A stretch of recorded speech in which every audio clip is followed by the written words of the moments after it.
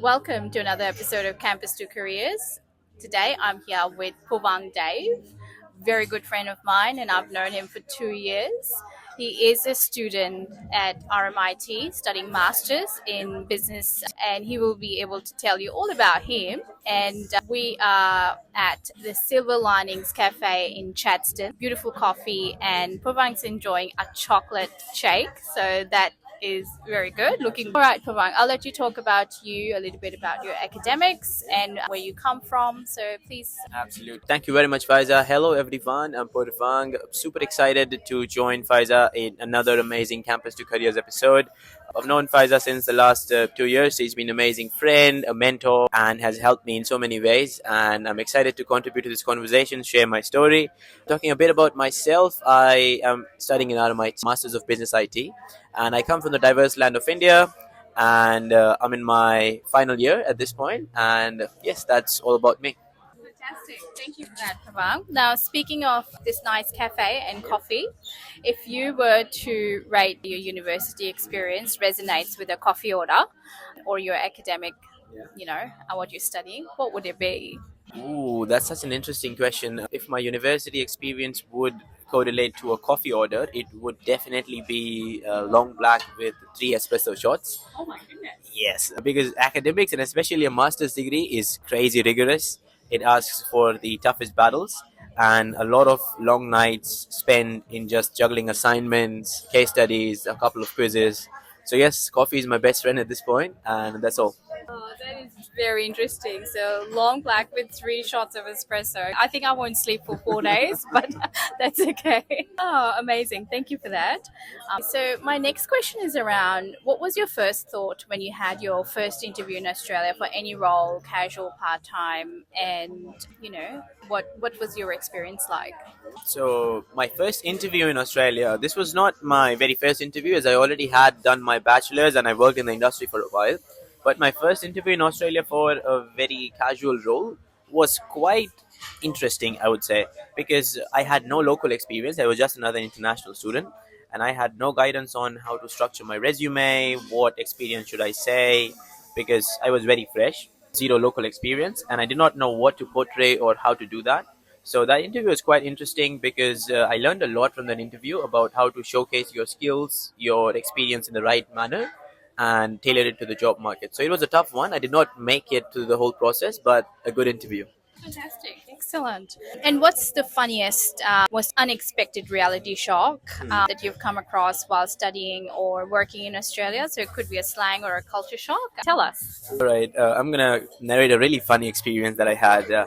So I had just been working in Australia for 2 months ish, and I've noticed that Australian culture is full of slangs or hybrid workflows. So I was working as a bartender in one of the bars, and I was just used to the full names.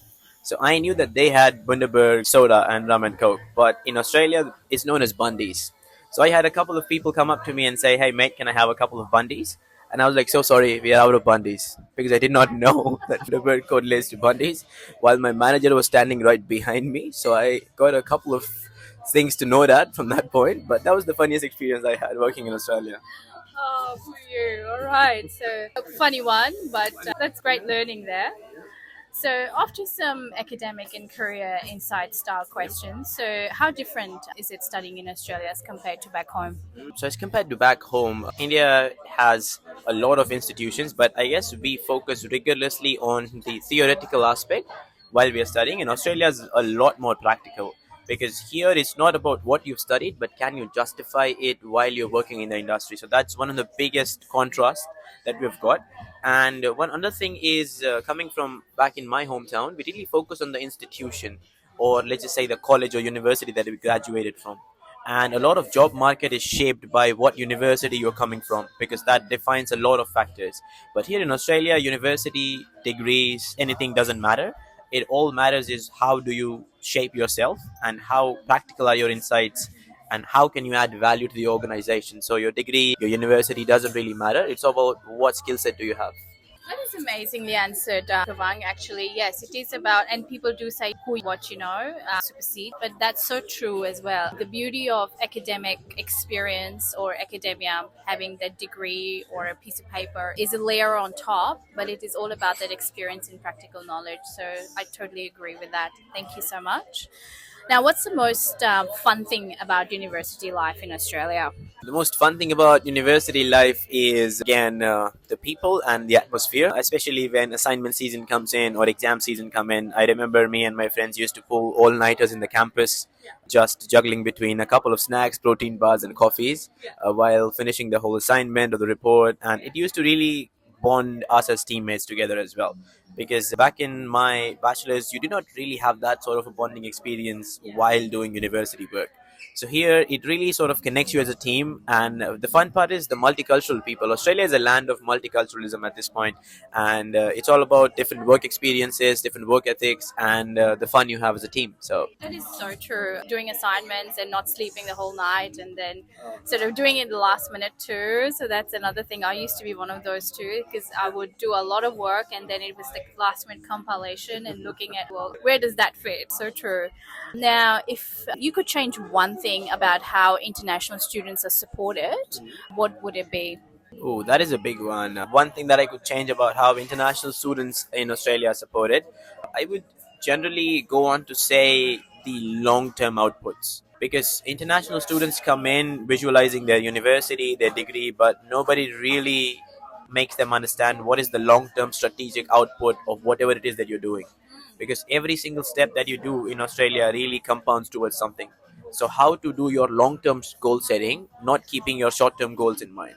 And when I talk about goal setting, it's not about whether you want to stay here or not, because a lot of international students come with a residency purpose, which is they want to stay, they want to make their career here, but nobody focuses on how your education correlates to your long term goal. So if international students could have guidance on that, it would be a game changer. This is golden advice and golden words, really. Is it's not just about international student coming here for the purpose of staying in the country, but it's also about there is this bright influx of all these students who can come in, get that experience. They can work elsewhere, but at the same time, that would be a booming crop. So that's what we're missing out on. Yeah, absolutely. So true. And lastly, on this segment is what's one skill that you've learned in Australia while studying, working, that you think will help you go a long way or that will be useful to you throughout your career? Interesting. What's the one thing I've learned? I would say a couple of things. Firstly, is just adaptability in here, and that's sort of massively important because you transition from, let's just say, your casual shift to straight up to your university while you're working on your assignment, and then you have to go home. And I know the international student struggles. You have to manage your own house, you cook, everything. So you really have to be adaptable in your headspace on how you'll progress next. And second thing is handling pressure with ease because at international students a lot of things keep on piling up, so sometimes the pressure builds up a lot, but when you see how easygoing the community is, you learn how to handle pressure with ease. So That's so good. Thank you so much. And that's what the aspiring international students need to hear as well. It's not too difficult, is it? It is not. All right. Questions around some SWOT analysis, so your strengths, weaknesses, opportunities, threats. What's your biggest strength that you've discovered while studying in Australia and also while working in Australia? So one of my biggest strengths that I've discovered while studying here and working here is critical thinking, which is I can really analyze any single thing, be it a prospect, an organization, a company, my work ethic, and critically evaluate to understand how to work towards its betterment or adding value. And the second thing would be just intuition at this point, because way back I used to have a very closeted mindset about growth, and I used to let many opportunities slide by.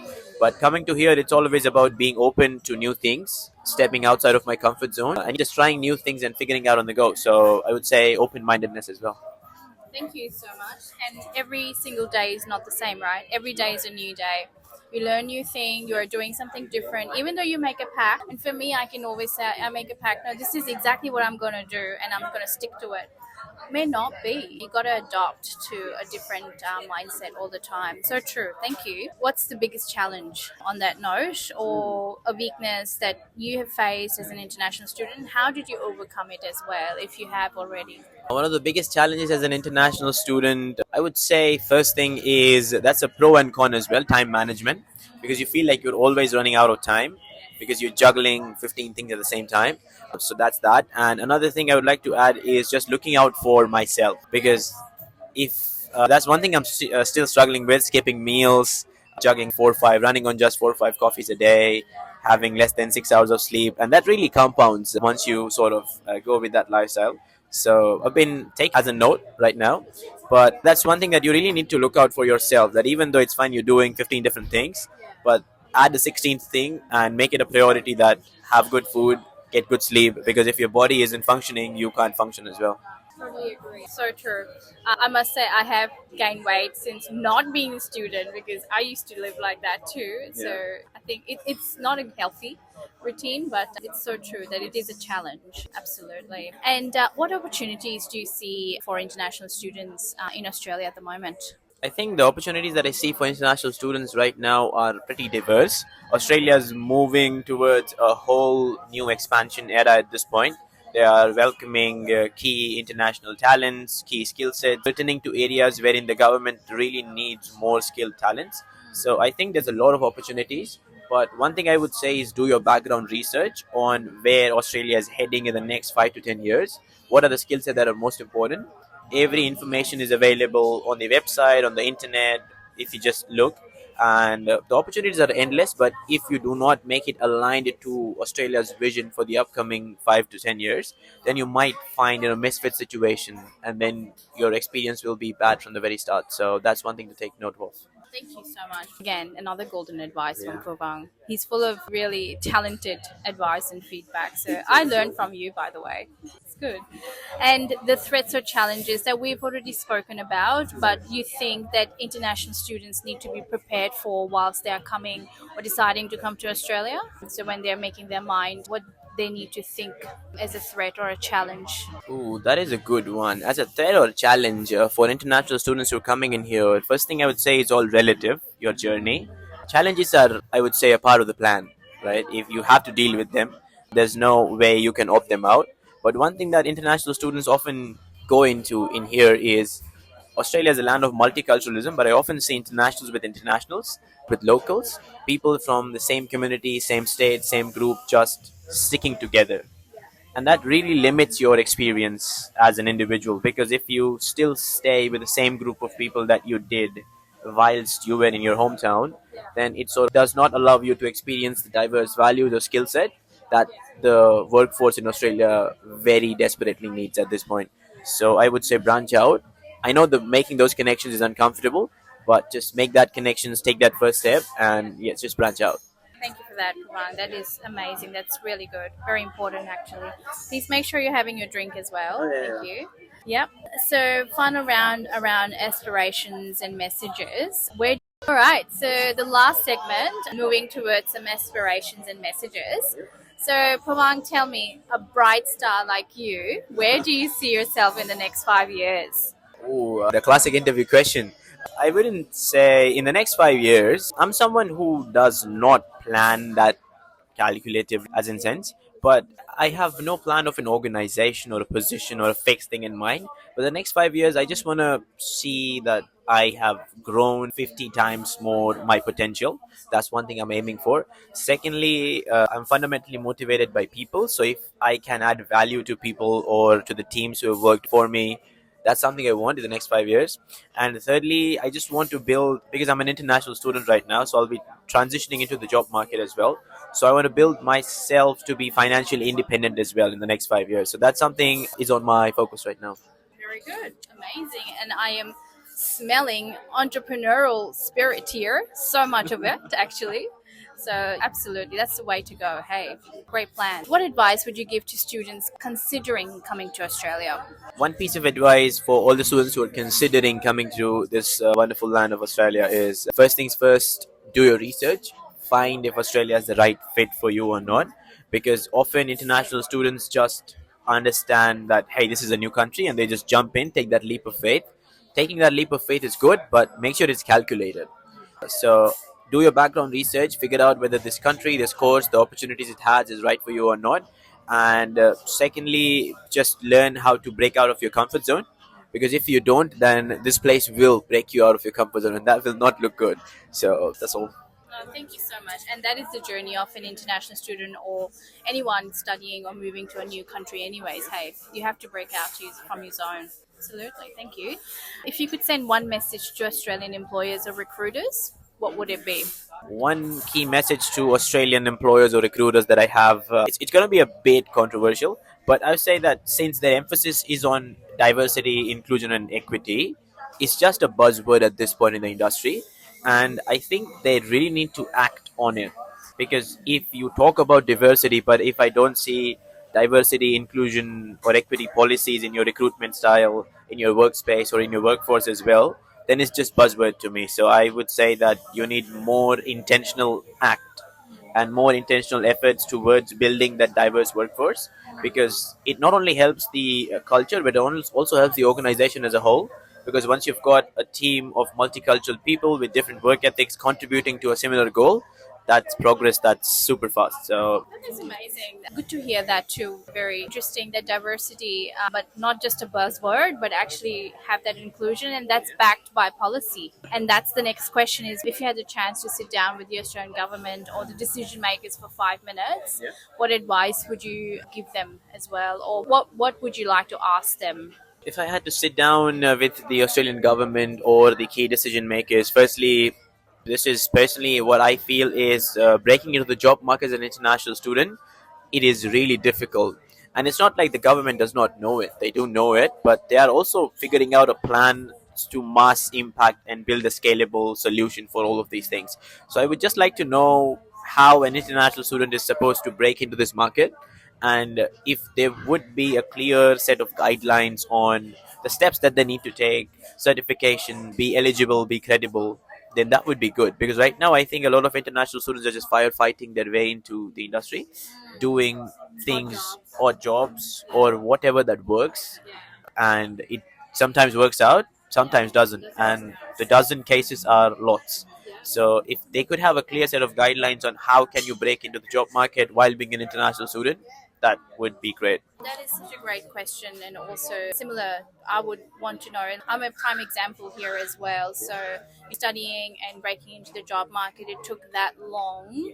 So that's the thing, right? You've already got that certification of university degree. Why not then? The next step transition is getting that work experience in the professional job market in your field of study, right? So that is a very prime question to ask too. Absolutely. So thank you so much for your time, Purvang. I know you have been very busy, part of Isaac organization that you support and you're leading. So that is amazing, as well as so many things that you do in terms of your projects that you've been working on, and also a very bright student. So again, thank you for your time and for making it here for us, for our audience as well. And do you want to say some final words? Absolutely. So yes, first and foremost, thank you, Faiza, for this amazing initiative known as Campus to Careers. I think what you're doing here is really being a change maker in the industry, because you're bringing out stories from people who have transitioned from campus into the career, and being an international student yourself, it is so amazing and so inspiring to see all those stories, all those voices, and all those insights being passed on to a bigger and a greater audience. So, to all the listeners, to all the viewers, support in every way possible, share the word, and yes, spread this message across all. And if I had to leave you with one final takeaway, it would be give yourself the grace to fail. Don't be scared of failures, because that's how you keep on moving forwards. So, Thank you so much, Purvang. Always a pleasure talking to you. All right. Well, thank you, and tune in for our next episode, Campus to Careers, next time. Thank you. Bye.